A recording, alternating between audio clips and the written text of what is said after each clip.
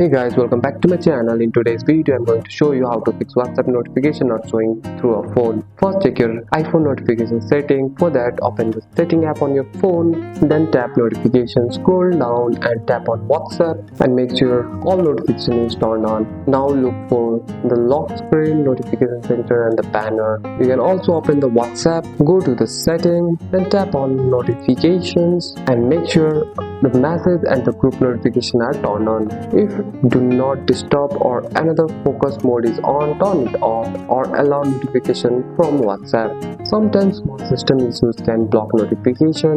Restarting your phone can fix this problem. You can also go to the App Store. In the search bar, type WhatsApp and make sure your app is updated. An outdated app can cause this type of problem. If notification still doesn't work, delete the app and reinstall it again from the App Store. Then log in and check your notification center. And that's it. That's all for today's video, guys. If you found this video helpful, drop a like and subscribe for more videos. Thanks for watching. See you in the next one.